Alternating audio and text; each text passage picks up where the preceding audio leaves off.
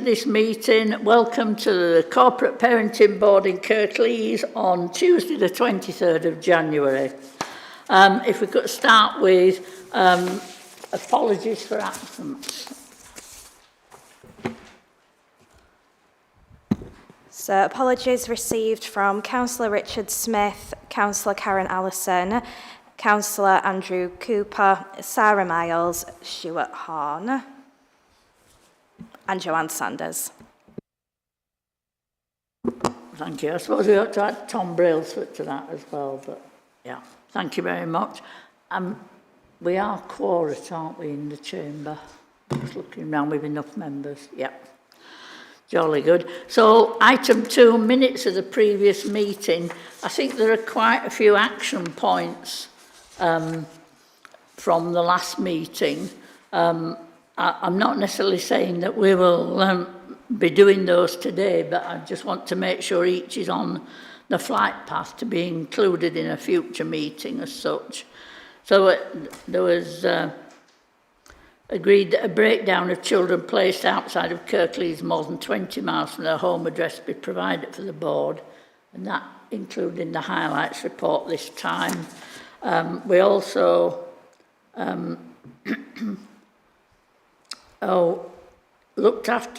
children looked after and care leavers annual health report.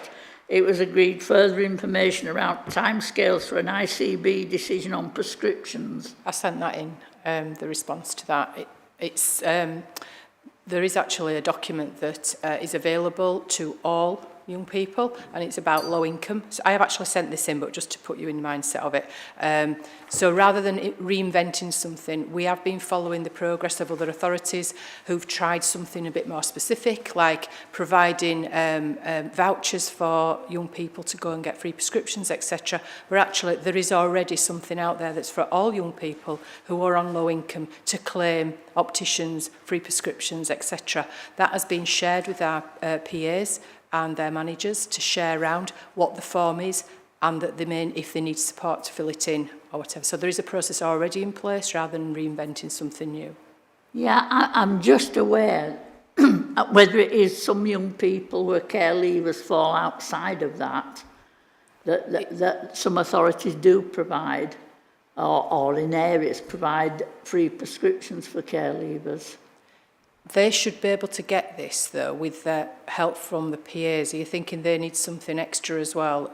There was very few young people that actually came under the banner of needing something else as well. So it's been tried over the country, and that's what they are deciding to use. If there's something specific, I'm sure that something individual could be used for that young person. Housing are also promoting it as well, so when they get young people coming in who are not engaged with their peers or whatever, that they're encouraged to take this up as well.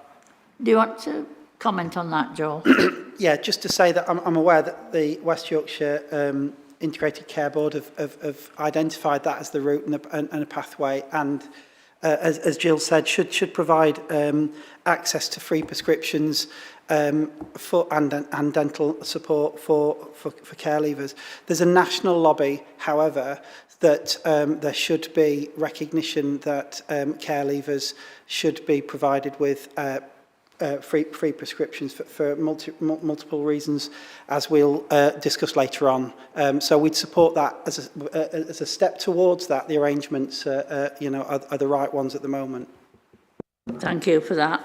One of the other things in the minutes was that we resolved that details of compliments received and examples of good practice be provided to the board, and outcomes of 4 complaints considered by the local government ombudsman for children and young people to be shared with the board. It doesn't matter if that's not today, it's just as long as that's coming along the flight path as such. And I don't think there's anything else that we did undertake to provide you with a list of group managers so you could make contact about corporate parenting, Joel.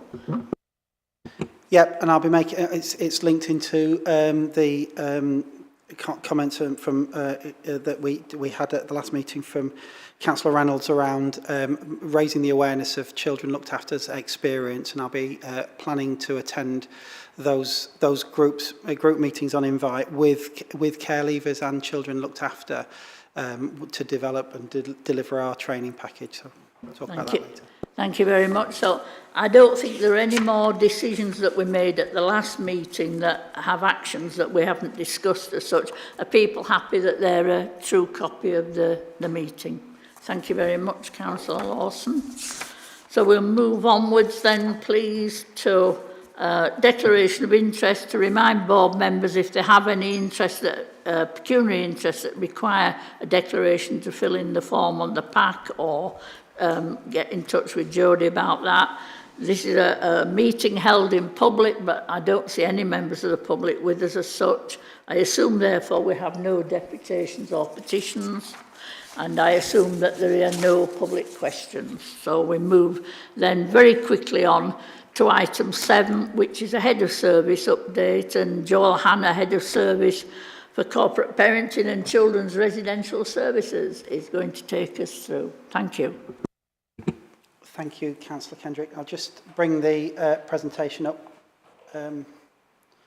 following the expert instructions I was given a moment ago. And that's the wrong one, so I didn't follow on that well.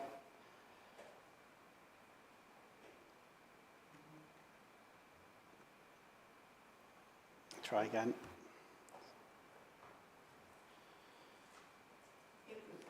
It was the wrong one.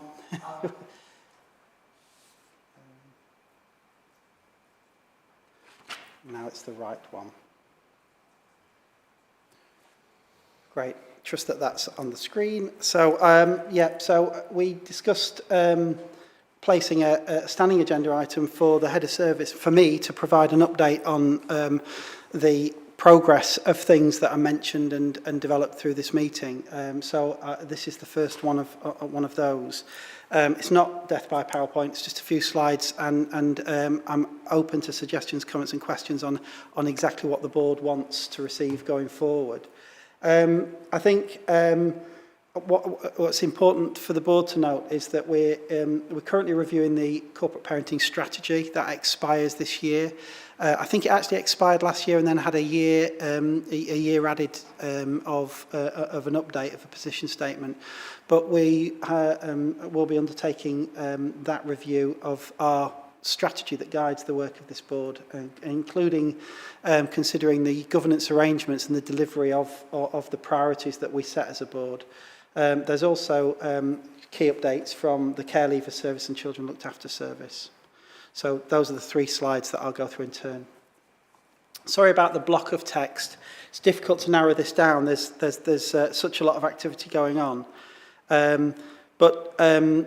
As discussed now in various forums, including in your own presentation, Councillor Kendrick, to full council under the holding the executive to account item, one of our ambitions is to raise throughout the council and all elected members the role and responsibilities of corporate parenting. And the best way to do that is by ensuring that the voice of children and young people that we are caring for on behalf of their families and care leavers are able to speak directly to inform that training. So we're working together with children and young people through the Voice team and through our children's rights team to bring together groups of young people to do that. As we do that, we'll want to make sure that we are maximising the engagement of this board from relevant partners.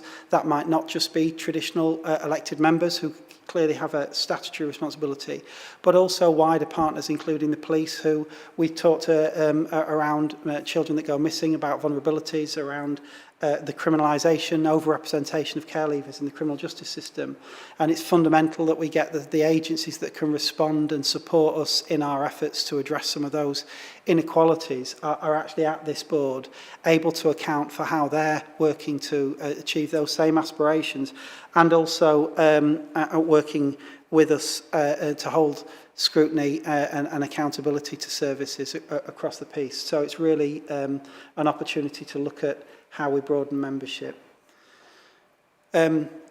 We also want to focus on the data pack at the moment that's provided to the Corporate Parenting Board is very thorough and very accurate. We'll hear later on around the timeliness of some of that data and actually the periods of reporting fitting with the sequencing of the board. And therefore want to consider and propose to the board that actually we consider a dashboard of information. Every corporate parent needs a back pocket guide to how many children you are corporate parents for at any one time, where they're living, what their outcomes are. So this isn't a dilution of the information that you get, but it's really providing a dashboard and a more thorough report on a sequenced basis rather than a block of data and information with bullet points about what we're doing. I wanted to reverse the way that we report to the board to make sure that we're giving thorough accounts for data. So we'll be proposing and looking at how those periodic reports can provide more in-depth analysis and understanding, and also asks of the board, because this is a doing board and should be able to provide some support to the efforts that we're making. So, as I mentioned previously, the training that we're working to develop, we've kind of galvanised a group of young people from the Children in Care Council and the Care Leavers Forum, both of which are growing in number, which is great to see. And also, I'm meeting individually with children and young people who aren't part of those specific forums because of choice, but actually are still interested in putting their voice forward and supporting that work. I'll be identifying a team of people that will co-author a training programme that will roll out through the different political groups, as was mentioned earlier, but also to corporate parents that we might lobby to become board members. So that's underway. I mentioned that. I mentioned there your becoming a corporate parent presentation, and expect from the full council a flurry of requests and information to land with me from councillors that have had their interest poked. So that'll be good to see. And then moving on, we've got refreshed within the last couple of months. Continuous service improvement plans. That's the model of service plans for the children in care and the care leaver service. They're continuous in the fact that they're live documents. We're trying to tick things off. The mechanism that we're using is a spreadsheet to capture the actions that we can then hide when done and tick off and move on and improve. So just as we said there under health, that actually we've identified a way of supporting applications for care leavers with support from their PAs to apply for discount-free prescriptions and dental work. Actually, that's good. That's one thing partly ticked off, but our ambition remains on the plan, on that continuous service improvement plan, to put the ethos and the principle of free prescriptions for care leavers who we would argue should have protected characteristics and access those as a corporate parenting. That's a corporate parenting ambition, so we're still working on that. And the other really important vehicle is how we deliver all of those ambitions, and those aren't just the social work teams or the personal advisor teams. They're broader than that. They're multi-agency. So when we've set the strategy for the Corporate Parenting Board, we'll then establish themed groups leading on each priority, and they may typically be, if our priority is agreed at this board to be, for example, reviewing and considering criminalisation of children in care and care leavers, then we would want a senior police officer to lead that piece of work and steer that group. So these are multi-agency led work streams rather than just the usual suspects who often hit walls in the ability to deliver because the ask is outside of their remit. So next is just going through some of the activity that we've done on care leavers. So that continual service improvement plan is informed by working with the care leavers service and also from really welcomed external support at the moment. Many people will know, and I think we mentioned it at the last board, that we had a 2-day visit from Mark Riddell, who's the National Government Advisor on care leaving services, and he's provided some recommendations and some reflections from what he's seen in other areas, because he goes around the country, that's his job, looking at how services perform and how they deliver. So we're really using him as a receptacle for all of best practice that he's identified and seeing if we can borrow with pride and not reinvent wheels as we should. We've also got an extremely skilled and dedicated workforce, and we've had a service planning day with the team to understand and realise their aspirations and visions, because they're all very passionate about their work and they're very committed to the experience of care leavers, and it's really important that their plan is located from them and driven by them. So we've got a whole tome of information and ideas from them as to what they want to support care leavers. I'll not go through the slide, but we've got relationships now established with the National Care Leaver Covenant. And actually last night I attended an event that was hosted by Kirklees TV and Dr. Milton Brown, championing the work that they do on work readiness and access to and support for apprenticeships, but had the opportunity to muscle in on a conversation with the Deputy Director for the Department of Transport around civil service opportunities for care leavers. And whilst we've got a spectrum of need in the care leaving service, and it's very easy to focus on the highest need and those furthest away from employment, actually we have got some extremely talented and able care leavers who've completed degrees that are seeking support in accessing those jobs. So linking those two things up is absolutely critical, and we've made some real good inroads into that just in the last few weeks. So that's been really positive. The other important thing to note on this page is that we've rekindled. I'm not saying that it was ineffective and dormant completely, but we've given some vigour to our relationship with Huddersfield Town Foundation Trust, and Vicky and I have had a couple of meetings with their lead to establish a plan of work. They've employed a worker who's directly linked to our services to provide support for children looked after and care leavers. We've given him an ID badge and access to all of our buildings because we want him to work as part of our team. And we're developing a independent living programme with him through that joint work. We've got matched funding that was provided a couple of years ago that we're using for that investment, alongside work readiness and mentoring. So that's proving some real benefit already. And the other really valuable thing that Huddersfield Town Trust have agreed to do is to support us with their charitable status in any fundraising or bids that we might seek to support some of the activity that we just can't pay for ourselves, but we have ambitions to deliver. So awards, the awards ceremonies and care leavers weeks, we want to really invest in celebrations and events that are more than we might be able to deliver ourselves without that type of support. So we're expecting to see over the course of the next year a campaign to firstly identify a brand for our care leaving service, but also then get a lobby of ambassadors behind it and raising funds for us. So those of you that want to do marathons or jump out of aeroplanes, choosing your charity, need to choose us, and we'll be publicising that within the next year. The last thing I'll mention there on this slide is the Christmas dinner, and that's really just a thanks to quite a large number of volunteers that came forward and the coordination, and we had some very dedicated staff coming forward, specifically Steph Hill, who put huge amount of effort into coordinating and rallying around people to galvanise and mobilise people, but organise funding and get organisations to come and support. And the support was really welcomed. We provided Christmas meals on Christmas Day to a number of care leavers, both our own and those who live in Kirklees from outside the authority as well, because a care leaver is a care leaver, who would have otherwise likely been on their own in shared accommodation on Christmas Day, came together, had a meal, had games, had activities, and left with gifts and a lot of love and warmth from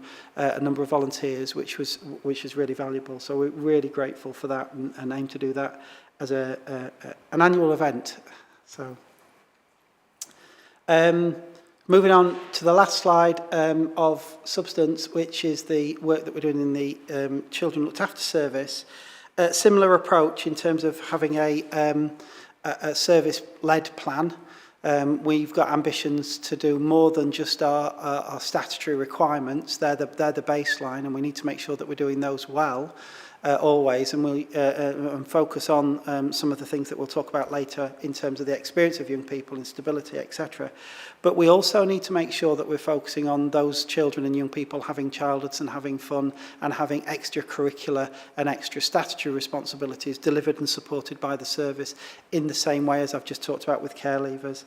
I've established meetings with both the Care Leavers group and the Children Looked After group, and I go to visit them every Monday evening on alternate weeks, and at some point we'll be inviting board members to come with me and to meet those groups as well. That's in order to open up that conversation and provide a you said we did. We've already got asks that we've responded to from those groups, and I'll talk about those more when we hear the voice of young people, which was a standing agenda item committed to the board at the last meeting and is later in the agenda. We've made some service changes. We've relocated the multi-systemic therapy team to support reunification. We're trying to avoid the fact that reunification is a referral process, but more embed it in the psyche of all social workers. So we should always be asking, can this child go home safely back, and can we reunite this child back home? Because that's an ambition for a lot of our children, and it's one that we should be focused on. And the other key piece of work that the service is doing is trying to establish more stability for children in relation to the numbers of social work changes that they have. Some of them are unavoidable, and we'll talk about that later on, I'm sure, in the data.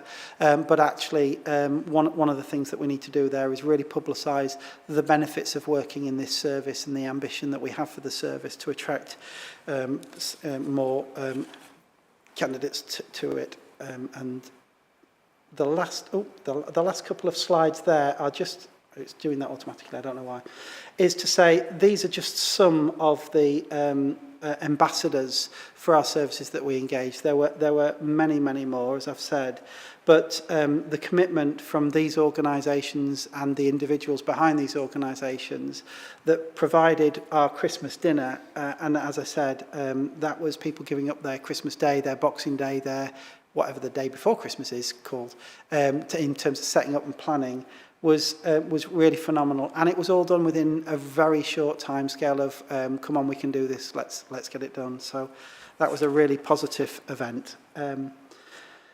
I've given you an overview of head of service update, and I'd planned to provide a short update on progress at each board meeting, but obviously it's at the will of the board, and any questions or suggestions you've got about what I've presented, take that off the screen.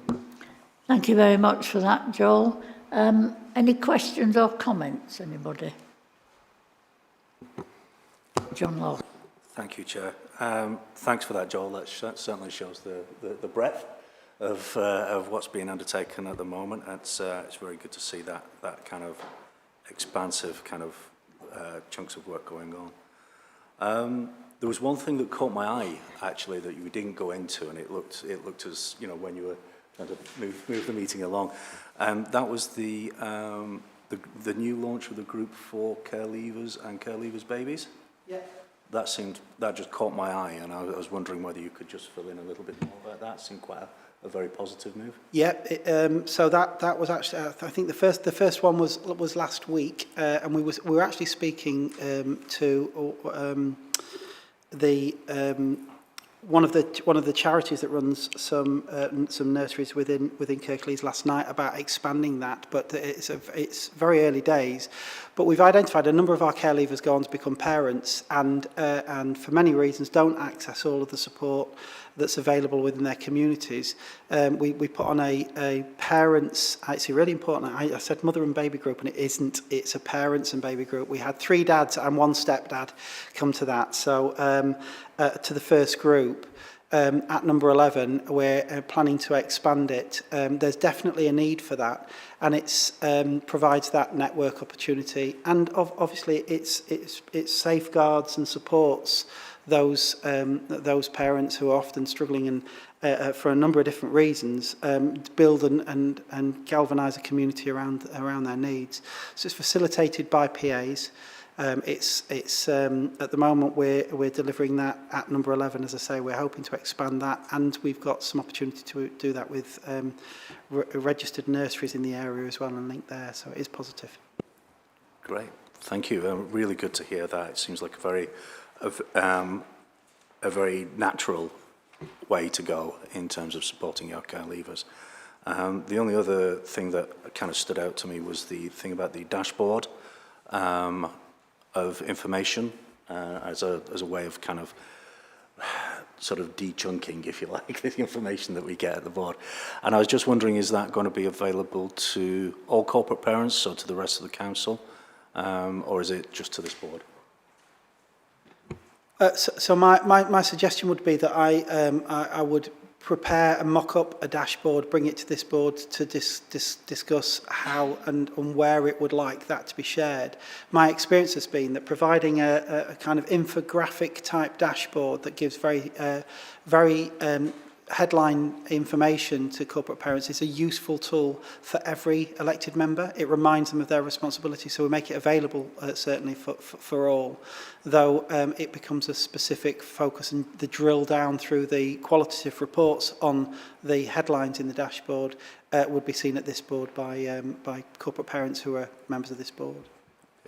I think one of the challenges there would be to engage with councillors and make that, one of the things that we all deal with is excessive email. So it's how do we present that, what format it's in, and basically can we find the chink in that data armor that we've all got, that we just see another email and it's got, right, okay. But yeah, that's again another very positive move, I think. I think what it does is it gives us teaspoons of information rather than glutting in this board. So yeah, I'm a fan. Thank you. Yeah, I agree with you about the dashboard and another email. And of course, anything that's in a public meeting, we get emails, I get emails saying licensing panel and meeting on, and here's the agenda.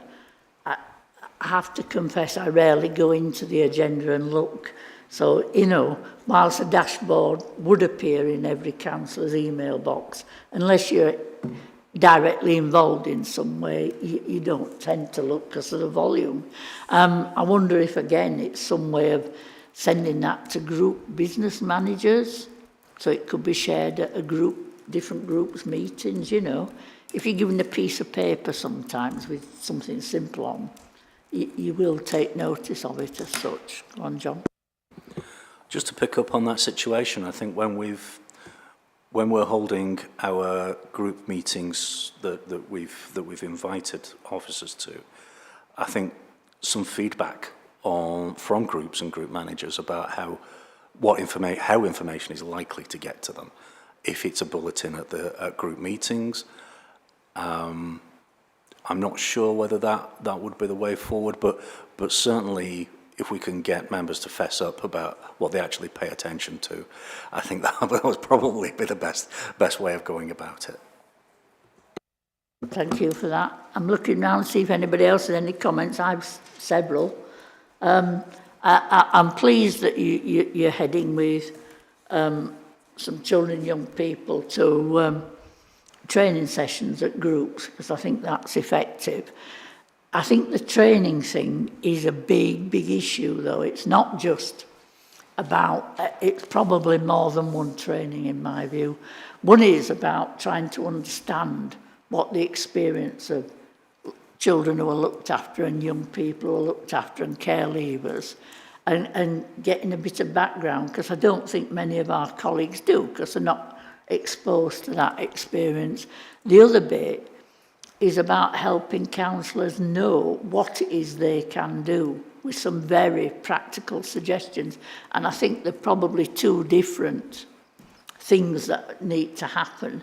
You know, counsellors are just other residents of Kirklees, you know, unless they've been foster carers or care experience themselves or adoptees or whatever. They tend not to know what it is they could do to help. And I think there are a multitude of ways. So I'd be really interested in how that training develops, that agenda, if you like. I look forward to the brand. I think that's a really good idea to have a brand as such. And really pleased about the idea of looking at more opportunities for independent living that you mentioned. And the Christmas meal, Steph Hill did a really good job in a very short length of time, but we have provided a Christmas meal for care leavers year on year, and Christmas comes round every year. I do know that she was quite determined to pull together a working group or board or something to make sure that she isn't rushed off her feet at the last minute next year as she was this year. Oh, no, it would be this year, wouldn't it? December's in this year. And of course there are other celebrations like Eid and Easter and all those things that are significant to young people as well as the award stuff. But I'm looking round to see if anybody has any questions or comments. John, you want to come back? Yeah, rather than it being a debate, I really just wanted to come back to your comments on questioning. On training, I beg your pardon. I'm getting my words mixed up here. On the training stuff, I think we talked about the responsibilities and awareness. I think in the awareness part of it, there's a very big gap in understanding and awareness of adverse childhood experiences. And I think that could well be the bedrock of one of the training sessions, is because just that brings to light everything else, all the other concerns that we have in looked after children. Yes, I think you're right. I think the other aspect about what counsellors could do might also be a sort of session where they think about and talk about what they could do, because, you know, we haven't got, you know, every answer that's known under the sun as such. Elizabeth Reynolds, you want to come in? Yeah, to respond to that request from John, it's something that Joel and I are pursuing now, that kind of trauma-informed approach to understanding the effects, long-term and short-term, on looked after children. And yeah, it's definitely on the agenda, and they are linked in the proposed training, so should be quite interesting. Thank you very much for that. Joel, thank you. I don't see any more comments or questions, but that's been really interesting. Thank you very much for that. Can I move us therefore on to the Children's Performance Report, which is item 8. It starts on page 13. And who are you leading us off on that? Yeah, excuse me, I can start on that certainly. I think, and again, not to read through the reports that have been provided in advance in detail, just to say that in terms of the performance indicated in relation to stability is a key focus. So I mentioned this in the slide previously around stability of social worker and the number of changes that some of our children are having with different social workers is a specific focus. That we're in control of is where we need to focus clearly. So we're seeking to set out a specific recruitment campaign for social workers within the Children Looked After service, being making sure that we're advertising clearly the stability that we're seeking to attract into that team, and the opportunities and actually the fantastic role that it is. We're better at predicting when we're going to have vacancies, and they're not always in our control. So unfortunately, because social workers are allocated and develop relationships with individual children, but those social workers also go off and have babies or leave employment or get promotion and move, there will inevitably be some changes, and some new relationships need to be arranged. But we are seeking to make sure that we're recruiting earlier to forecasting to get relationships to change over and hand over. That's not where we are at the moment, so we have got some gaps in and some current vacancies that means that social workers are supporting additional young people whilst we're recruiting, and that's ongoing. Equally in focus is the performance in relation to the number of homes that children moved across, be that fostering or children's homes, and ensuring and supporting stability there. So one of the national indicators you'll see is 3 or more moves for a child in care for over 12 months. Actually, that position is something that we're desperately trying to address, but is challenged by the national sufficiency position. So there are fewer registered children's homes and foster carers available than there are children in care, and that means that local authorities are competing in almost like a marketplace of paucity of provision, and it's something that we're seeking to address through a number of different routes. So increasing the number of our foster carers, and we'll come on to that later, but also we're shortly due to open another additional children's home, which will provide us with more capacity internally. So those things are under focus. I provided some bullet point responses within the report that's submitted before, so I'll take any questions on those. Could I just interrupt you rudely, I must say? I never know what the term is. Its initials, it begins with A. Do we still have, and are we still looking to have, what I can only think of as trainee social workers? Forgive me for the wrong title. Yes, we do, and the term I think you're looking for is ASYE, so it's assisted year in practice, and that's so we do have good systems for growing our own social workers and from our own ranks, and we also have a continuing rolling recruitment. The recruitment that I was referring to was specifically to identify the specificity of working in a children looked after team, and there are different roles in social work, and they blend across. What we aim to do is make sure that we get the right fit into the right social work role as early as possible, so that we're really clear on supporting stability. Thank you for that. So, who's doing the children looked after reviews, visits and missing?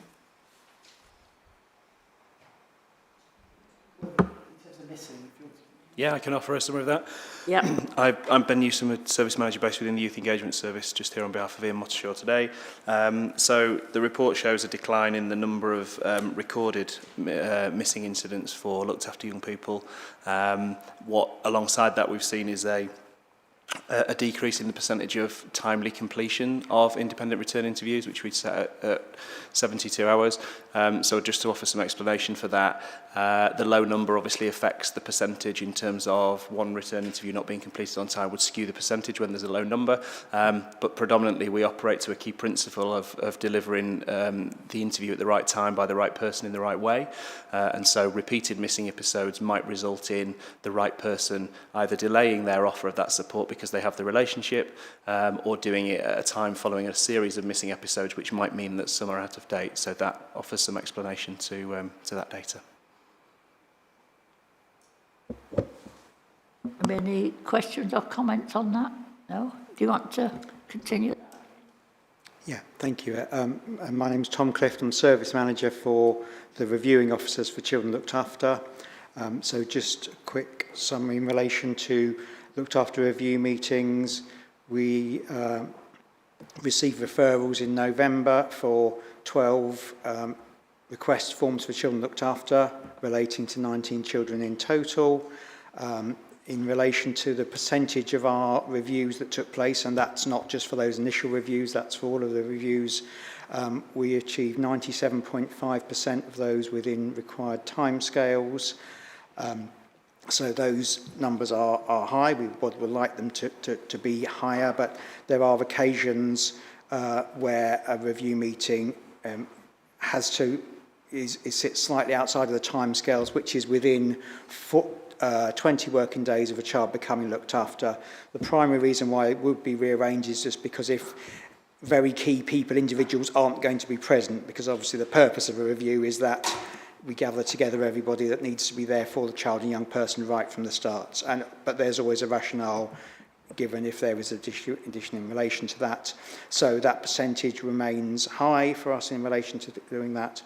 And the other sense in relation to looking at that information, one of the things we also look at in the monthly referrals we get into our services is in relation to some of the history of the children and their experiences to date. So we are also doing pieces of work for our independent reviewing officers who become allocated to a child at the point of becoming looked after and then have that oversight of the plans for them. One of the pieces of work they will be doing is looking at an audit of the work that's happened and the support that's been provided to those children before that time. So trying to make sure we've got planning in place at an early, right from the start really for those children and young people. Thank you. Councillor Lawson, I think I cut you off when you seemed to be indicating you wanted to ask a question or comment. Am I wrong? No, it was just very brief, just to say I found the explanations behind some of this data particularly useful this time because some of the data looks worse than it is, but once you dig down a little bit into some of the context, it really brings out the pressures and perhaps that some of the details aren't quite as blatant or as simple as they first look on there. That's all. Thank you for that. I think you're absolutely right. If we were just looking at the figures, we might be getting quite anxious, but with the background and the information, it really does help. Anything else we need to say on missing as such? No. So, educational outcomes. Thank you. Louise Hallis, Head of a Virtual School. We continue to maintain 100% PEP completion for young people in each term. Just noting that we do have a very short term this term, with it only being 10 weeks for the whole term. Initial PEP was completed is at 95.6%, that's 86 out of a 90, but all 90 have had an initial PEP completed for them. And then I think it's worth just noting the main areas that we're highlighting at the moment and where we're really working towards, which is improving the attendance of our young people and particularly looking at those young people who are not in full-time education. We've seen a rise in a number of those not in full-time education, and therefore that is a real focus area for the virtual school at the moment. Thank you for that. Could you just give us a bit of explanation about the persistent absentees? I know there'll be a range of reasons. If you could give us some idea of that, please. Yes, always in an academic year, the earlier you are in the year, the more difference absence can make. So a 2-week absence can put you into persistent absence at this stage in the academic year. However, there are too many who are persistent absence, as you can see, more than we would like. The main areas for the unauthorised absences are around emotionally based school avoidance and lates, because lates do show as an absence rather than it being that they're in school but late into school. So there are two main areas when it comes to the unauthorised absence. Obviously, those not in full-time have a significant impact as well on the attendance because they're not getting those attendance marks when they aren't in the full-time education places. Thank you very much for that. Are we all happy with that? We move on. Children looked after and helped. Oh, Councillor Lawson. There seems to be a lag this morning, and that rests entirely with me. Just a question on the lates there. Schools gather an enormous amount of data as a matter of course. And I was just wondering whether there's any possibility of getting those figures on what proportion are likely to be late and what proportion are not.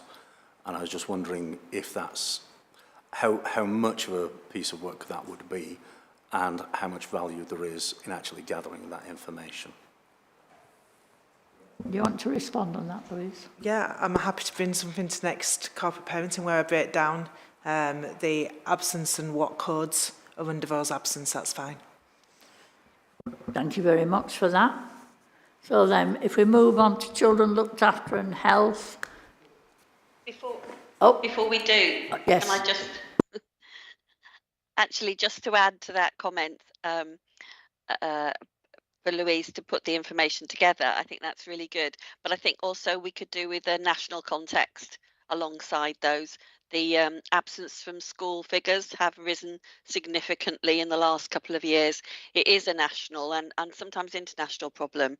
And I think if we don't put it in context of what's going on, I think it will look a little bit alarming initially.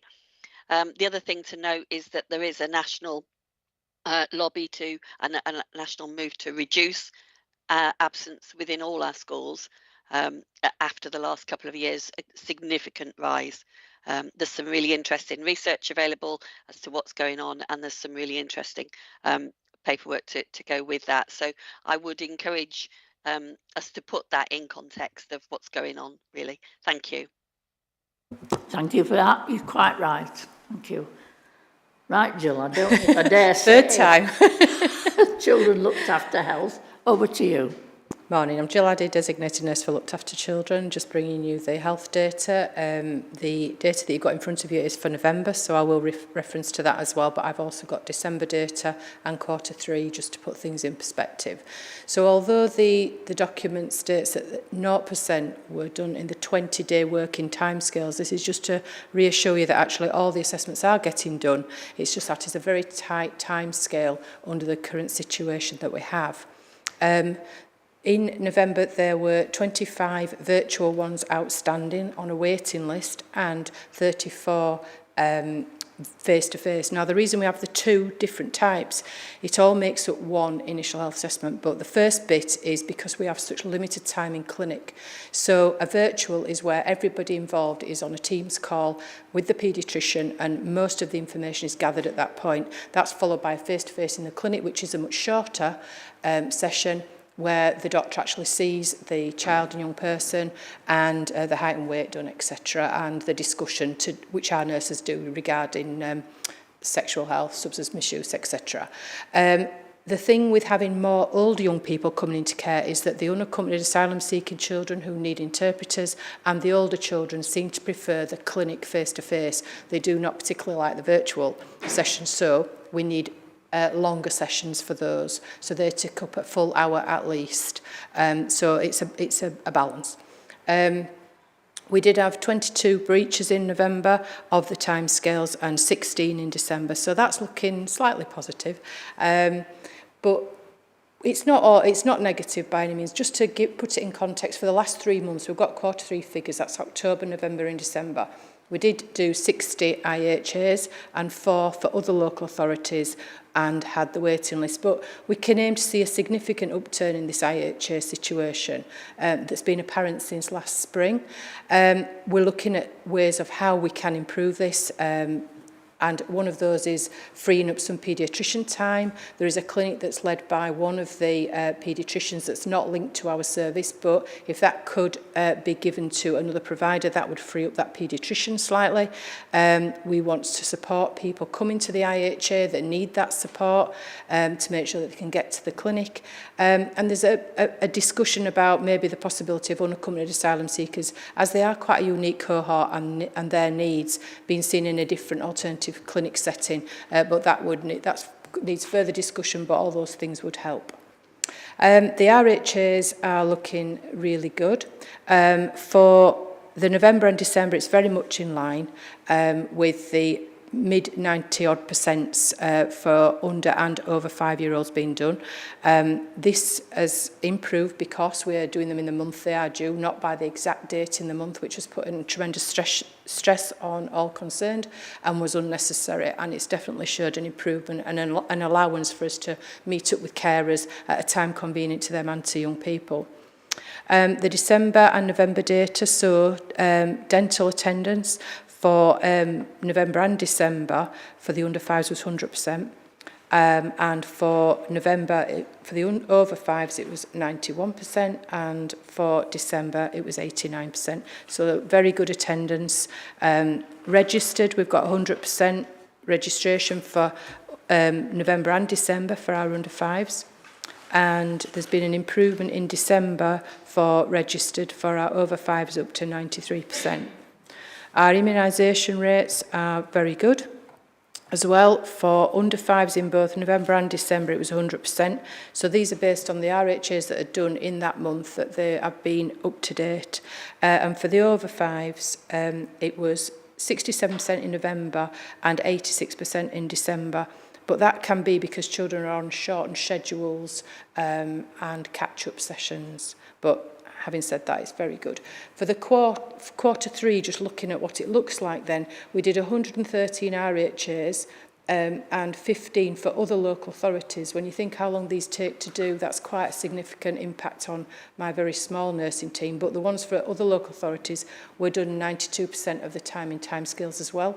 And any reason that they weren't done was just 2, and that was because we were asked to do one late, and an arrangement with the carer had to be delayed.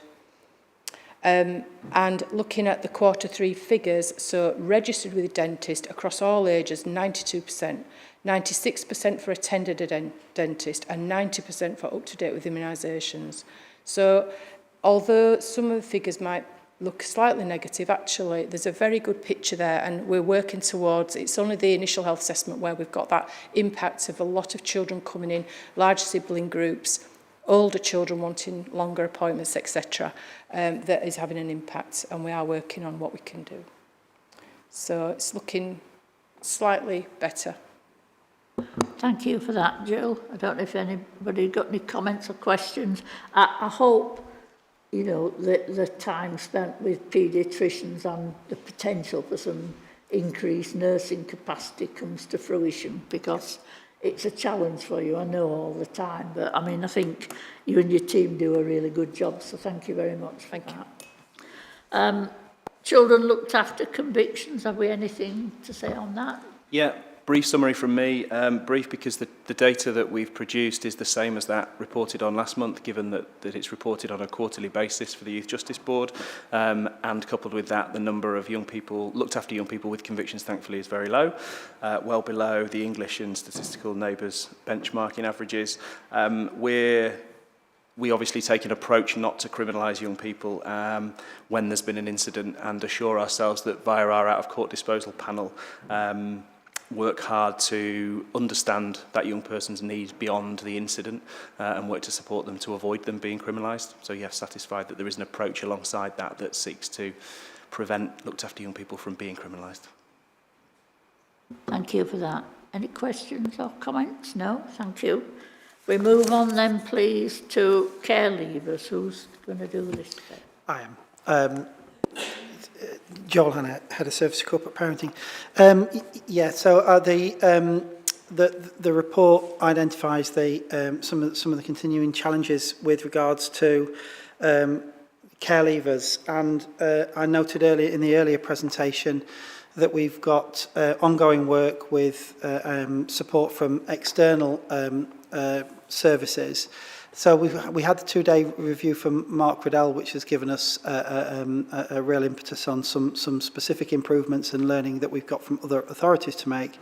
But we've also got an ongoing peer review with North Yorkshire, who have got outstanding care leaving services. And one of the areas of work that they're supporting us with specifically is looking at the the pathway plans that that we use, and how they might differ for a child at 15 to an adult at 18. So our care leaving services, we need to remember, are permissive services. We're working with adults, and we need to therefore be as attractive as possible to make sure that we provide the support that we believe that they will benefit from, and that can disrupt some of the disadvantage that they might experience.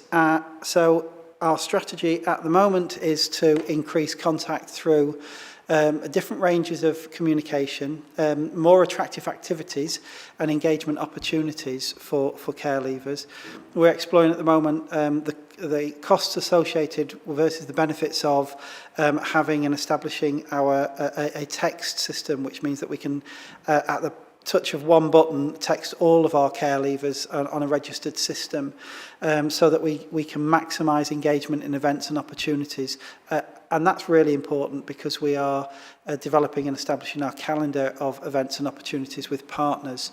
So there's I referred to it, much of this in the slides earlier on, but all of that activity is set to improve the performance that you can see here. We're still managing to provide allocated workers at 17, but our ambition is to provide allocated personal advisors at a younger age so that they can develop and establish some relationship, and actually young people can transition more seamlessly into the adult services of care, that care leavers can network them into. At the same time as doing that, one of the things that we're really keen to do is to ensure that we've shifted our delivery of support and that model of support, so that young people who've had a social worker providing care and support and taking responsibility for many decisions with that young person in their life as a child, that actually we're providing support and advocacy more from PAs. And that tension often means that some young people will drop out and feel that they don't want to engage in the service. So as I said, our aspiration there is to make sure that we're as attractive to young people as possible so that they engage with our services. Thank you very much for that. I think the idea, if it comes off, the idea of a text system is really interesting, because communication is one of the biggest challenges, isn't it? You know, and it's how we encourage young people to take part in things. Any other questions or comments? We all happy? We move on. The next bit on the sheet is one adoption, which we won't have any particular comments, I don't think. We did discuss earlier, I did discuss with Vicky Metheringham about the number of days it takes for a child to be placed with an adopter in Kirklees, and she's taking that up at the One Adoption Board, so that will be useful, thank you. And then fostering, anybody want to make some comments on fostering, please? Hi, Anna Gledhill, Head of Homes for Children. So the data shows that in November we had 6 foster care approvals. So we're really pleased that 5 of those were connected carers, so they're family or friends. One of them was an unconnected carer. We know from the data that we do need to do more to recruit more internal carers, mainstream carers, and we'll go on to talk about some of that within the sufficiency update in a later part of this agenda. We review all of our deregistrations, and again we're proud that the deregistrations of our connected carers are on the whole when those carers are seeking more permanent orders for those children and those children are no longer becoming looked after. For our mainstream carers, we review and offer exit interviews for all those so that we can learn from that and improve the service in our practice. Although we want to increase the number of carers, the number of children placed with our within fostering is high in Kirklees. The majority of children are in fostering placements, and that is a split between agency and internal carers. We do, everybody relies on agency, but we're really pleased again that the number of children within internal carers, that's on a par now with agency. At one point, there were more children with agency carers. Obviously, we'd want to have our children in-house with our carers so that they're local. So although our carers, we need to increase more of them, the carers that we do have, they're, where appropriate, they're having children placed with them, sibling groups, etc. So we do have more of our children placed with our internal carers. I think I'll go on in the sufficiency update and the fostering report to go into a bit more detail in some of that. Thank you for that. Any urgent comments or questions? No? Are we happy to move on? Thank you all very much for that. Can I move us...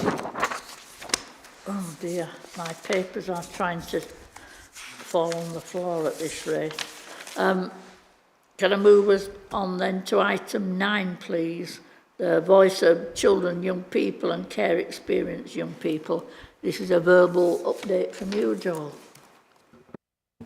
It is, with a couple of slides to support, if that's okay.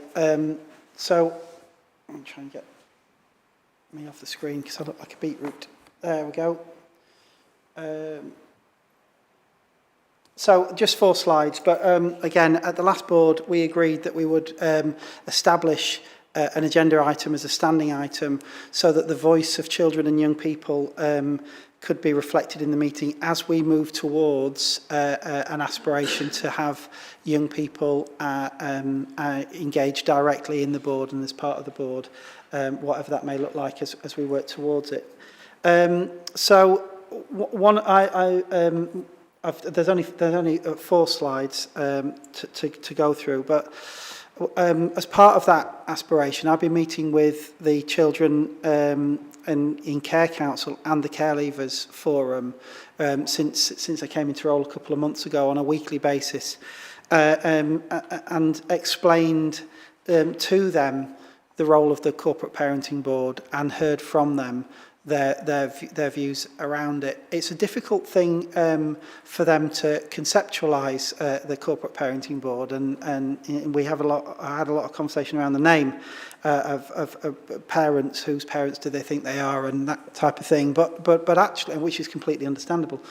But actually, I explained to them that this is webcast, and I in my next meeting with them, propose to go back through YouTube and show them this. So if you want to wave to some of your children and young people, you can do that, and that will be captured, and we'll go back. The idea there is that they can influence and say, I can say to them, how does what we discussed impact on you, do you think? And you can tell me what you think it is that we're missing, or if we are, and how we should discuss it. So it's been some interesting conversations today. What there is those are growing groups. So although neither the Children in Care Council or the Care Leavers Forum would profess to be vanguards of all children in care or all care leavers, what they are is a coordinated group that focus on doing some very specific work with the local authority to improve services. And I'm working with them on a plan for undertaking support for things like mystery shopping, you know, go and experience and feedback to us what it was like when you dropped into the hub, when you made a phone call to raise an issue. So that we can feed back and constantly improve services. So those types of things they're familiar with and would really like to do and be involved in. The training I touched on earlier on, and I suppose just to come back on the point around the ACEs and ensuring that training's informed, and the point that you raised as well, Councillor Kendrick, around lived experience and how we get that across and whether it's 2-part. In terms of the roles that councillors and corporate parents can actually achieve. I see that, and having conversations with the Children in Care Council and the Care Leavers Forum, 3 parts to that. One is that there's a desire for children and young people to be understood and explain what it's like growing up under our care, you know, living directly within our care and that experience. I've got some of that feedback here. But also, if we provide that training as part of the awareness raising, that moves us on to then what's your responsibility to do something about that experience, which then moves us on to what are the ideas and suggestions and pledges that people might make. And I do understand that some members will want some specific concrete examples of, oh, that's interesting, so what do you want me to do then? And the Local Government Association Toolkit does provide some quite dry examples, but they are very clear examples of the role of corporate parent, and building on from those sessions I aim to get pledges out. So the young people that I've engaged with have said that they're really, really keen to be part of that and develop that training with me, which is great. The other suggestion and conversations that we've had is, although there might not be attendees at the board, could we establish some takeover events where maybe for one specific meeting or an extraordinary meeting, that actually we invite those two councils, or sorry, the council and the forum, because the Care Leavers group is deliberately not called the council, but the Council of Young People and the Care Leavers group to come together either in this chamber or another place to meet with corporate parenting boards to discuss their views and answer and share conversation and questions, and actually get to meet corporate parents at the board as well. And I think that once we've established a broader membership of the board, I think that that would be an ideal opportunity for us. As again, I won't go through the slides. Just safe to say that the initial feedback that I've had from those children and young people on, I've come to gather your voice because there's a group of people over there that want it and they want to hear it, and we've put you down on the agenda as something that's important and we need to hear your voice. Did get some very specific requests, many actually, but filtering those through there, and a lot of them are things that we are working on with them within the continuous service improvement plans that I mentioned earlier on. But the Children in Care Council did raise some examples around our finance policies, which are things that should come through the board and should come through for conversation, ratification, and the challenging conversations of which budgets and where, and whose, not just local authority, the whole corporate parenting. But they were talking very much about the different experience in the room. So the Children in Care Council have children that have grown up in children's homes or experienced children's homes, children that have grown up in foster care and kinship and connected carers, so the whole range, as well as semi-supported and semi-independent accommodation. So they're comparing and contrasting their experience in relation to finance policy is quite easy for them, because that Petri dish provides all of those different experiences, and they were talking about the potential inequalities of that and experiences. So that's something that we've committed to looking at. And we've also had some work undertaken within the care leaving service to look at that. So that's something that will be coming back to the board as an issue agendaed by the children and young people, I'd say. The other matters that have been raised with the service, we've been able to put some quick responses to as well. And these are very, very real examples of where young people have had delays in passport applications or experienced waiting for a progressive hierarchy of approval for can I go on holiday in school time. And some of those decisions can and should be taken at a level closer to the young person who can assess and understand the impact. And our social workers are qualified and experienced professionals who are best placed to make some of those decisions. They need to be owned and accountability sat in the right place, but actually the decision making, I would say, goes lower than that. So we've already had those conversations within the senior leadership team and been able to kind of arrange for decisions to be taken swifter, which is music to their ears in terms of, well, we've raised these issues and we've immediately said, yeah, actually you're right, we'll do something about that and put those changes in place. So those are the nature of the conversations, and anything else that at the moment I feel like a bit of a conduit between those groups and this board, but as time goes on, we get some direct connection, it'll be good. The last slide is this is our current pledge. So in a page in the corporate parenting strategy, this is our corporate parents' pledge to children and young people. And the reason that I'm putting it up there is because obviously we're going to be engaging all corporate parents on the draft strategy that will eventually come to this board for ratification and approval. But one of the things that I think we need to test out with the pledge is what do you feel you need from us to the children looked after and to the care leavers, and that should shape and inform our pledge. Now it may be no different, it may be worded differently, or it may have additions to it, but it's just to say one of the ambitions that we've got in the service is to give all of our social workers and all of our personal advisors, I'd say, a copy for all corporate parents as well, as well as all young people and children in care, is a pledge card, and print out a short pledge to young people, our undertaking, on a credit card size pledge card, so that we can all be reminded to what it is we commit to for our looked after children and care leavers. So that's me feeding back the voice. I'll take away any questions, suggestions or requests for anything specific that you want me to seek out with them. And if anyone wants to come and meet the group of young people any week, then just drop me an email and I'll arrange it. Thank you for that, Joel. I think the idea of a takeover event would be really good, and I think we should schedule that in, and then probably following that, a schedule, obviously not as frequently probably as we meet, but where young people can join in corporate parenting board as much as possible. I'd like to see that happen. I'm really pleased about the timeliness of decisions, because every time I've been either to the Care Leavers Forum or the Children Care Council, issues about timeliness of decisions has been the most common thing they've talked to me about. You know, I'm going to a national gymnastic competition and still no one has said whether I can have the day off school to go. Things like that, which are so key and important, you know.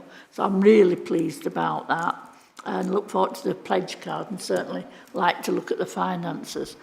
Councillor. Thank you, Chair.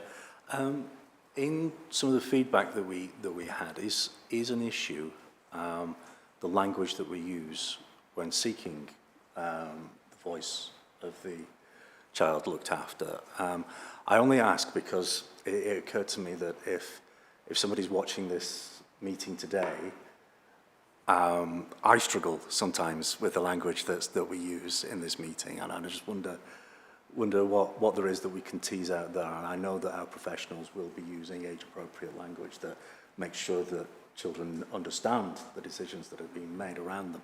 But it's if we're looking for clear communication between this board and our children, then perhaps there's something to talk about our language that we use and how we use it. I'm kind of almost a prime example, actually, of drifting into using words that I mostly understand, but you know that if I use them even slightly incorrectly, you might get the gist. But any children watching will be completely lost, and it's those kinds of things that perhaps we can pick up on. The other thing about ID card, about the pledge cards is, I don't know what the cost would be of printing a new pledge card or running them on the back of our ID cards. On the back of our ID cards that we use. It's just a thought. I have no idea what those costs might be or whether it would be a thing.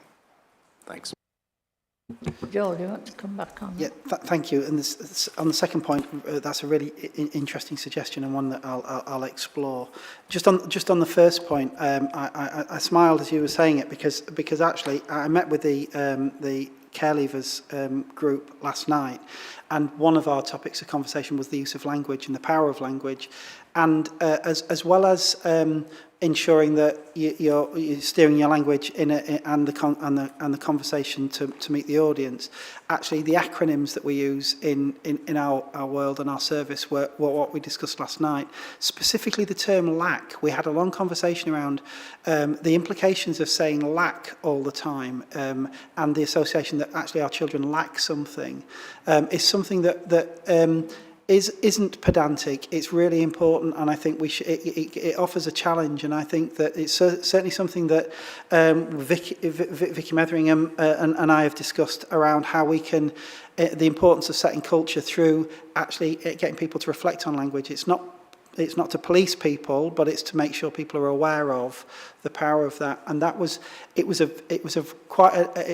very lively conversation last night, because the young people talked about a whole range of different experiences that they have in their childhood that are their only experience, so they don't know that they're different. But things like being called out of a classroom to go to a statutory review doesn't happen to children that aren't in care. being referred to as black or CLs or claws or whatever it was. There was a whole conversation around it. So I think it's a really, really important point you've made, and it's something that needs to be referenced in our strategy as to how we take responsibility for it. And I think sometimes it's just reminding ourselves, isn't it, that when we're talking about children, we must be confident and comfortable talking about our children rather than the children or those children. We should be comfortable saying our children. And there are countless other examples, I'm sure. So yes, that's a good direction for what I see. Yeah, I very much take the point about language. And it saddens me sometimes when you meet some care experienced young people who are into adulthood, they talk in the jargon of social work professionals.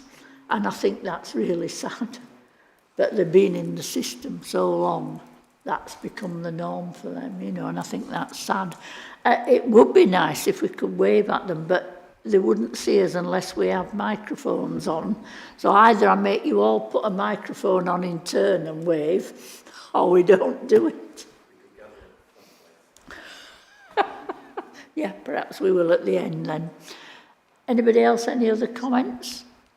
No, thank you very much for that. That seems to be a really interesting piece of work that's moving along. Could I move us then to item 10, please, the sufficiency update, which is pages 27 to 52 on our agenda. And Kieran Lord looks to be getting ready for that now. Is that over to you, Kieran? I think it's actually me, unless Kieran, you planned on sharing anything. Might look like I was getting ready for it. Actually, Councillor Kendrick, sorry, I'd had my virtual hand up on the previous point. That was probably why, but not to labour the point, I was going to reiterate something that you'd said yourself in relation to language. So just before Anna comes in, just to say again, we've discussed trauma-informed practice today.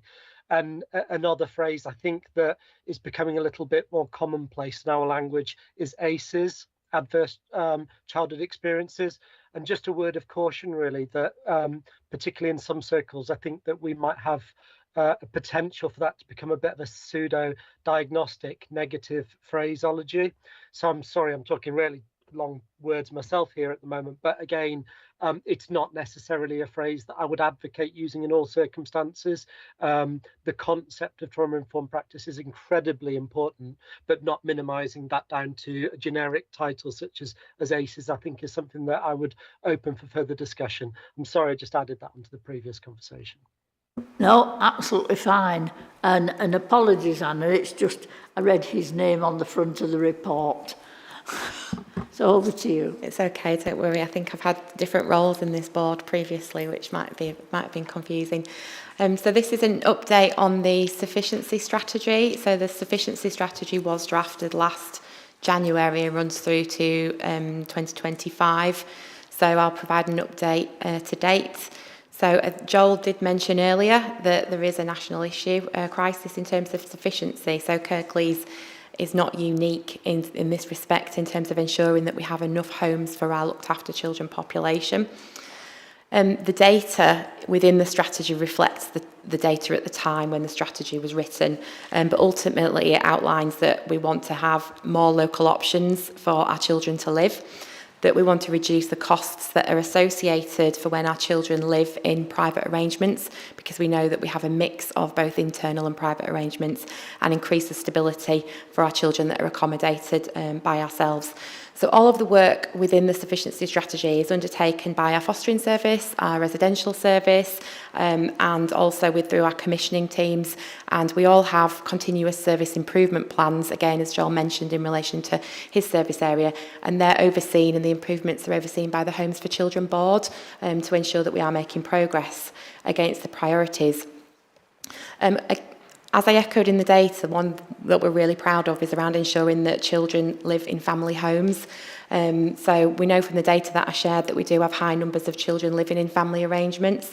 But an update on that, so we've had 46 special guardianship orders and 5 child arrangement orders that were made this financial year, so between April 23 and January 24. So that's really positive. That's ensured permanence to ensure that children remain within their family. We've also had a team restructure for the team that assess our connected carers to ensure that they're aligned and they have the same amount of support available for foster carers, because we know when a child goes to live with a family and friend, there's a lot that happens, and we need to make sure that that carer is supported in the same way to ensure that they can make sure that the children can go to the appointments and that they have everything that they need to be able to care for them. Our next priority is around expanding our fostering services. So we shared data earlier around the number of foster carers that we have and around the number of children that we have placed internally. We've said that we want to have more fostering homes. We want fostering homes and foster carers that specifically can care for a cohort of children aged 10 and above, because we know that that's where our need is. We have implemented a number of policies and procedures to support the expansion of the service. So we've rolled those out. We have improved our relationships with our regional colleagues. So we meet with our neighbours to share good practice, so that we know that if something's working and we can learn lessons. We've also really developed our relationships with our Kirklees fostering network. So we've got a really strong network, and we meet with them regularly. It's good, they challenge us, and they help us learn, and they help us know how to support them and improve. I'm actually going to see them on Monday, going to one of their meetings and see them and some of their children. And that's integral for us to work together so that they can tell us as a service what we need to do. We also know that our recruitment often comes from word of mouth, and so we need to learn from them to support them so that they can tell their friends and potential foster carers actually that Kirklees is a good authority to foster for. What else do we do? We celebrate our carers. So we've had a number of celebration events in the last year. I think that you've attended some of those, Councillor Kendrick, so thank you. That's really important to recognise the work that we do. We've uplifted the fostering fees in the last financial year to make sure that we've got competitive fostering rates. And we are updating our fostering recruitment strategy. So what we're really excited about is we're working with the DFE as part of, they've got an offer, and they're coming to Kirklees for 2 weeks in February for what's called a fostering diagnostic visit. So it's over 2 weeks. I think they're here in person for 2 days on the 5th of 6th of February. So they're going to come and meet our carers, review some of our data, observe one of our fostering panels, speak to our teams, speak to our foster carers, and they'll then review what they found and they'll provide us with a bit of an action plan, a tailor-made action plan. So we're really, really looking forward to that and what we can learn from that. So we're welcoming them. One of our other priorities is around our residential children's homes estate. So we want to make sure that we've got the estate that can deliver the care that we need. We have undertaken a full refurbishment of one of our homes, and we are in the process of registering our new home. We are nearly there now. It has been long, but we have had the final documents, so I think it's now in the hands of Ofsted to come back to us. I think that's right, Kieran. You'll correct me if that's wrong. And Joel as well has undertaken a lot of work around the training pathways and the support for our residential workers. In terms of making sure that our young people have got access to placement options, we've been developing and working with our relationship with the independent sector, with our commissioning team. So there's been a number of provider events that have been held that have taken place in 2023, and we've had visits by the commissioning team and the placements team to all the children's home providers in Kirklees. So we're following those up and reviewing those. As we've mentioned before, we do have a number of homes within Kirklees that are private, and we want to develop those relationships with them so that we can ensure that those homes that they can meet the needs of our local population, and that they're able to provide homes for our children so that our children can be in them and can be local. We're also working a lot with the commissioning team. They are reviewing all the planning applications for new children's homes. We've got a meeting set up next week for a new home that wants to set up in Kirklees. It's really important that we work with them. And there's also a new 16 plus electronic marketplace provider which is currently out to tender. So that's in line with our new Ofsted 16 plus regulations. We've also registered our own, so we have a number of carers that are not foster carers, they are supported. We need to change the name, they're called supported boarded lodgings carers. They care for children over the age of 16. So we've registered ourselves as a provider of that accommodation. So again, we're waiting to hear from Ofsted in relation to that. So yeah, we're reviewing our contracts as well with all of our providers and our individual placement agreements with our external and some of our unregulated providers to make sure that they meet our needs. So we've got a lot of work going on both internally and externally with the market there. Thank you very much. That's really comprehensive and very interesting.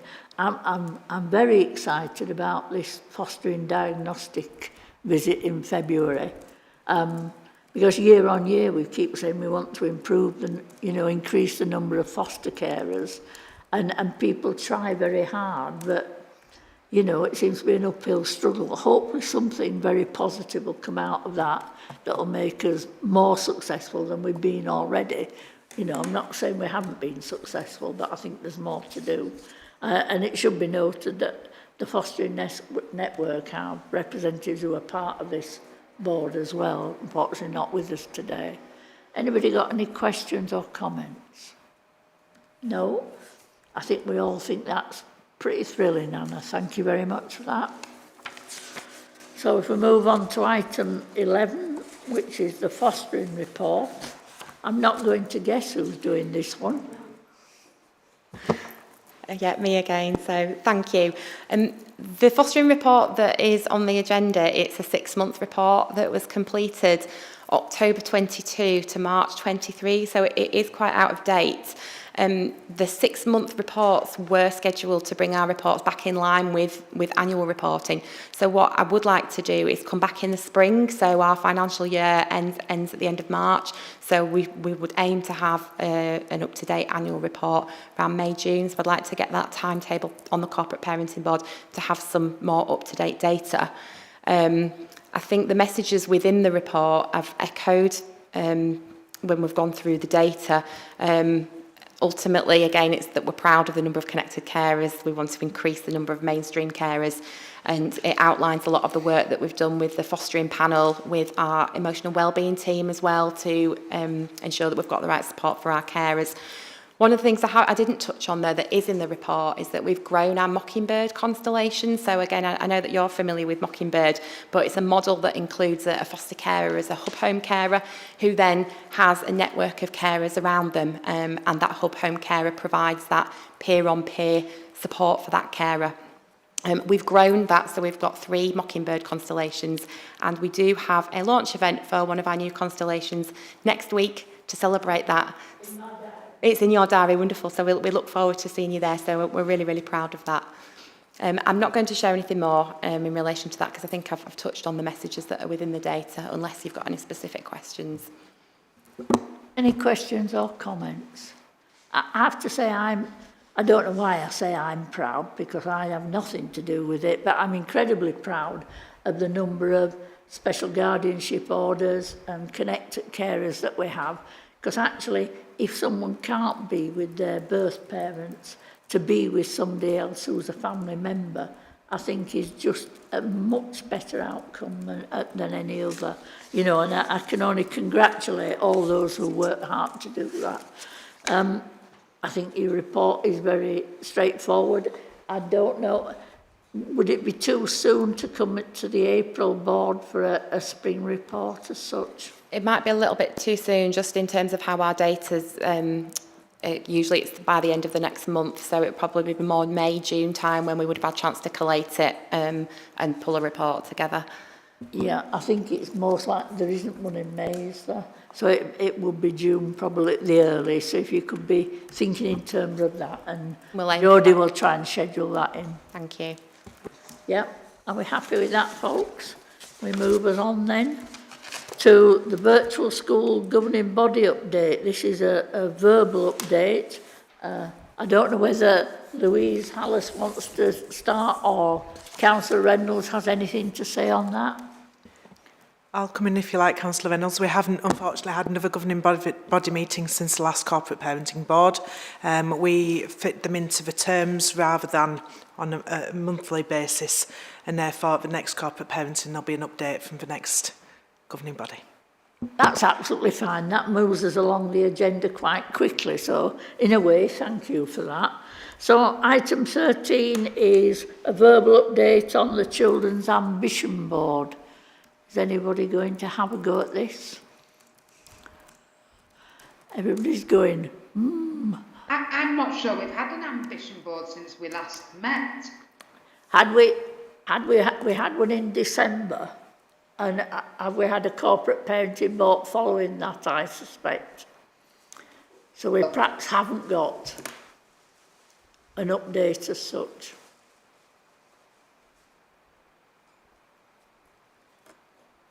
When was corporate parenting? 5th of December. We had an ambition board on the 11th of December.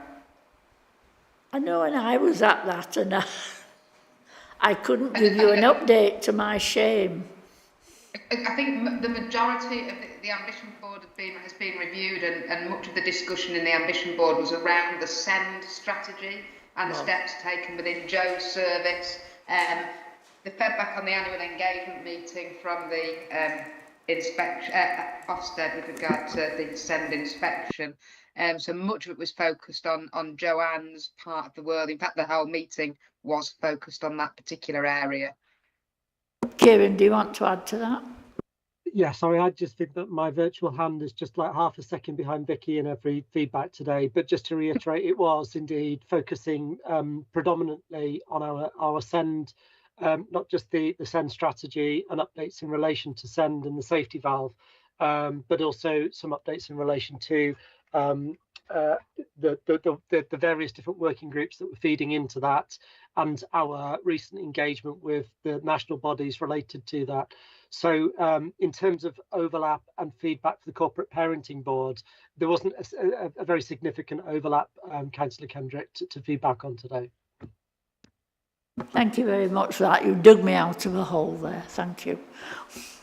So if we can move on to item 14, updates from board members on interactions with services. Excuse me. I don't know if anybody wants to start off. Councillor Reynolds does. Yeah, you know I did. Just to say that, yes, I've had an invite to the Mockingbird launch. I'm not sure I can go, but would be really keen to come. And I was one of those daft volunteers on Christmas Day as well, which was really quite fun. Can I just give a little shout out, though, for the quilt people that were there, the people that make the quilts for the care leavers. Those quilts are just amazing. And I know that the care leavers actually, most of them left with a massive bag that put the quilt in, as well as some amazing presents from our partners as well, which I thought was really lovely. Meeting young people was amazing. It really was, and talking to them about their experience over mince pies and all other stuff. I will say that the karaoke was interesting as well. That was quite, and the choice of music was for a Christmas dinner was quite interesting. So it was an interesting day all round, really. But there were volunteers there from all parts of our kind of looked after children community, whether they were officers, whether they were part of the police arrangements, or whether they were a part of I don't know, elected members or whatever. It was a really strange bunch of volunteers, but it was a really lovely one, and I think the message is getting out. So yes, thank you very much for giving me the opportunity to sit down with those as well. Thank you. Oh, and the turkey was good. Thank you for that. Anybody else, any comments or reports to make? Or I'll indulge myself. I have to confess I was at the Children's Ambition Board, but until Vicky and Kieran reminded me, I couldn't remember. On the 6th of December, I chaired the Yorkshire and Humber Children's Improvement Board, And on the 12th of December, I chaired the Yorkshire and Humber Lead Member Network. I was at the North Yorkshire Peer Review set-up meeting at the start of their helping us look at our care leavers services. And I went on the 20th of December to the operational practice progress at Dewsbury Town Hall. Some of it went above my head, but some of it was incredibly interesting. And on Christmas Eve, the 24th, I also went to help wrap presents and lay tables. I did it beautifully for the care leavers Christmas lunch. And I too met a whole range of people, somebody from the university who had retired recently, somebody from health. We sat and wrapped presents together, and that led to interesting conversations. The 5th of January, I was at the Starting Well Board and had a briefing on the short breaks consultation on the 9th. And yesterday, I went to One Adoption Stay and Play group in Kirklees as a visit at the One Adoption Board, which is councillors. Last time it was said we ought to be looking at what happens within our own areas. So we were sent details of when One Adoption Stay and Play activities happen. And so I emailed out and was approved to go and went and spent a fair bit of time seeing the tiny toddlers running around and playing, but more importantly, or most importantly perhaps, talking to parents who were saying they'd make great friendships and connections when they were doing the training and going through the process of adoption, but also they set up a WhatsApp group because they were key supporters of each other and they felt that was invaluable. And also at the Stay and Play group, children weren't labelled as in any way because it was understood the sort of journey even those little children have been on and the effect it had on them and how that felt a safe environment. So it was a really interesting visit as such. So if there's nothing more, could I just move us on to the last agenda item, please, which is looking at the agenda plan. The next agenda is in March, I believe, March 5th. We have the standard items that are on there, and we also have a statement of purpose for residential care. Is that likely to be okay, Kieran? A verbal update on the ambition board. Nothing else they're all very set items, including the virtual school governing body, which you feel you'll have something to feed back then. I don't know if there's anything anybody feels we should be including in there. Did you want to bring those two reports that we spoke about earlier, the assurance around children placed by Kirklees out of area in terms of notifications, and the pen pictures of the 3 young people that worry us the most in terms of their risk status? I think that would be useful to do, actually, if we can include that in the board then. Ben, would you be all right to do that second report? Yeah. I can talk to you outside, yeah. Thanks.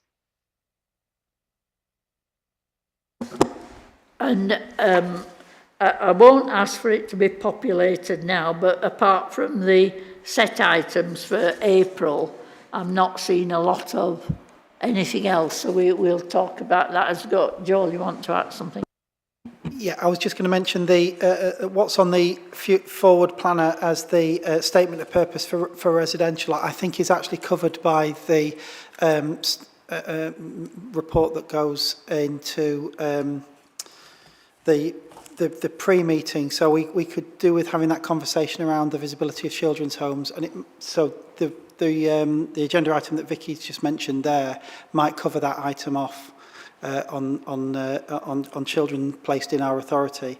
And the second point is that we're just about to, as we start the new financial year, get into a cycle of annual reports that are due. So I think we could do with meeting outside of here to sequence in. Anna mentioned the annual fostering report, but we also have an annual independent reviewing officers report that Tom will be working on, and because of the cycle we'll want to sequence those in so that they're relevant but also not all lumped in one meeting. So yes, it can be a bit death by annual reports, even though they are important, and but we'll talk about that outside the meeting and plan it.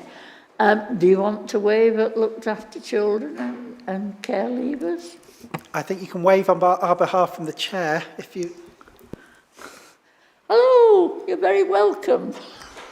Hope to see you here soon. Can I thank everybody for their attendance and their participation? It's been really interesting, a fruitful meeting. Thank you very much.